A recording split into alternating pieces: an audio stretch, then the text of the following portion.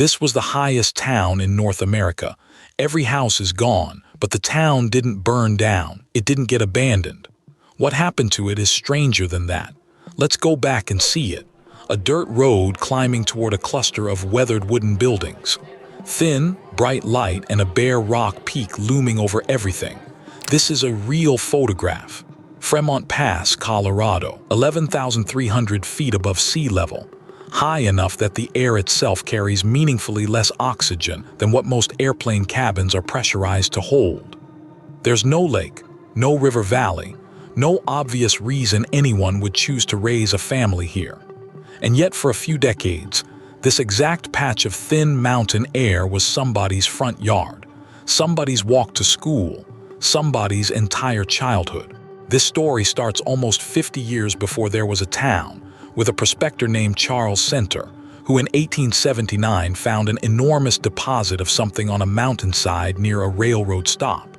He had no idea what it was. Neither did anyone else. It took another 16 years until a Colorado School of Mines professor examined the samples in 1895 for anyone to even put a name to it. Molybdenum, the ore of a metal called molybdenum. And here's the part that sounds backwards. For years after that, it still didn't matter. Molybdenum was, by most accounts, a laboratory curiosity, a strange gray element with no industrial use and no market value. The mountain sat there, technically full of something and worth nothing. That changed in the early 1900s when metallurgists in France and Germany discovered that a tiny amount of molybdenum, mixed into steel, did something remarkable. It made the steel harder and let that hardness survive at temperatures that would soften almost any other alloy.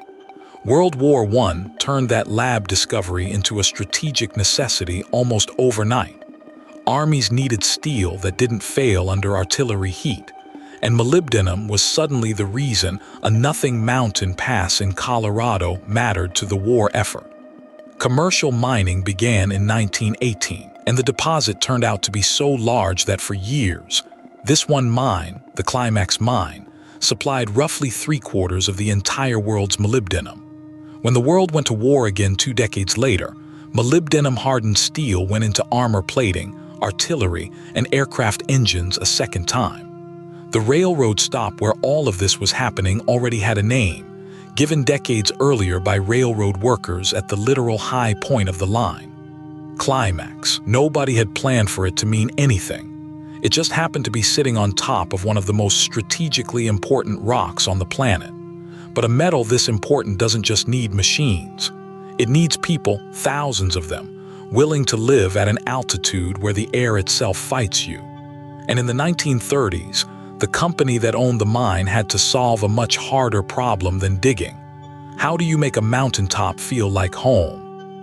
Their answer was to build an entire town from scratch, 3,600 feet above where towns are usually built. Starting in 1936, boarding houses gave way to real houses, 100 of them, 3 to 6 rooms each.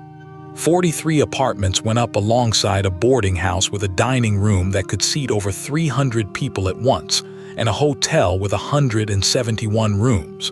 There was a hospital, a school good enough to win state honors, a recreation hall, and by the next winter, a ski area built because a mining company had decided its workers deserved somewhere to go on a Sunday. They called it New Climax, the highest incorporated community in North America, built by a mining company that seemed determined to prove altitude was no excuse for a town feeling second-rate. In 1953, it became the first town in central Colorado to have television, a small, strange kind of bragging right for a company town that most of the country had never heard of. At its peak, somewhere between 1,500 and 1,800 people lived here.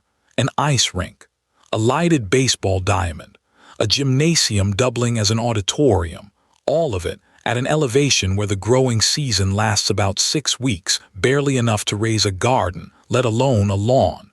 It looked, by every measure the company could control, like a town built to last forever. The one thing nobody had accounted for was what was still underneath it. It was, by every account, a one-employer town in the truest sense, nearly every father working the same mine, on the same rotating shifts, under the same company that had also built the school their children walked to and the hospital where most of them had been born. At an altitude where outsiders needed days just to stop feeling short of breath, that tight, single-purpose structure wasn't a side effect. It was the only way a town like this could function at all. In 1957, the mine underneath all of it hit a milestone, its 100 millionth ton of ore, making it, at the time, the largest underground mine on the planet. The company that had built the school, the hospital, the ski hill, was, underneath the town's own foundations, still digging, and the operation kept growing in every direction the rock allowed. And that was the problem nobody had built new Climax expecting to face. The valuable ore didn't stop politely at the edge of town. Eventually, the expanding mine needed the exact ground the town was standing on, not nearby land, but the footprint of the houses, the school, the hospital themselves. A company sitting on a deposit this valuable doesn't usually stop digging to save a neighborhood. But this one didn't simply bulldoze new Climax to get at the rock underneath it, either. What it chose to do instead was closer to moving a small city than closing one. Instead of demolishing the town, the company moved it building by building, 12 miles down the mountain, to a growing subdivision on the edge of Leadville called West Park. Houses were lifted whole off their foundations, set on flatbed trucks, and driven slowly down the pass, through the same thin air that had made the town so hard to build in the first place. It happened gradually, structure by structure, through the late 1950s and into the 1960s, not in a single dramatic day but in a slow procession that most people in Leadville simply started to expect. Another Climax house coming down the hill, another family unpacking in a subdivision that hadn't existed a decade earlier. By the time it was finished, new Climax, the hospital, the hotel, the school that won state honors had essentially relocated itself, piece by piece, into somebody else's town. The population at the top of the pass didn't decline the way most company towns do, in a slow bleed of people leaving one at a time. It went deliberately to zero because there was nowhere left to live once the buildings themselves had left. Which means the mountaintop where thousands of people once lived out entire childhoods went back to being exactly what it was before 1936, a hole in the ground. Just a much, much bigger one. On paper, that makes Climax a straightforward extinction, a town that used to exist and now doesn't. But paper isn't where this story actually ends. Here's the part that makes Climax different from almost every other vanished town. Most of the places this channel has covered disappeared the way towns usually do. The company left, the money left, and the buildings simply rotted where they stood or were torn down for scrap.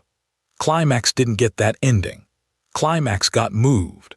Drive through West Park in Leadville today, and according to residents and local histories, a number of those same houses are still standing, still lived in under normal street addresses, their previous life as company housing on a mining pass invisible unless someone tells you to look for it.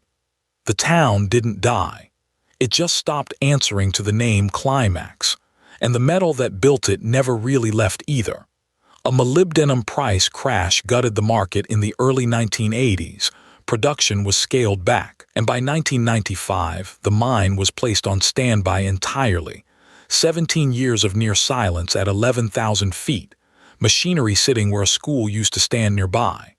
Then, in 2012, a new owner poured roughly $750 million into the site and restarted it, bringing several hundred jobs back to a pass with no town left to house them. Because molybdenum, the metal almost nobody can name, is still in the steel, the batteries, and the solar panels being built right now. The town is gone. The company town is still, quietly, working just with everyone commuting in, instead of walking out their own front door. So here is the strangest fact about Climax, Colorado. It isn't really a ghost town. Ghost towns leave ruins. Climax left an address change. Somewhere in Leadville, a family is very likely living tonight in a house that used to sit at 11,300 feet, in a town built so a mining company could keep pulling an unglamorous gray metal out of a mountain. A metal that, twice in 1 century, helped decide who won a war, and that most of the people using it today have never once had to think about. No plaque marks most of those houses. No sign in West Park says this one used to be somewhere else.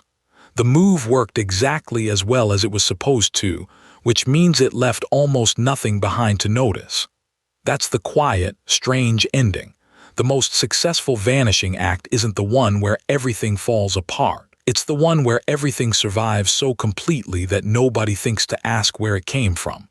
If you know a town, or a building, or a whole way of life that didn't burn down or get abandoned but just quietly moved somewhere else and changed its name, tell me in the comments. That's where the next story comes from. I'm Vanishing Era.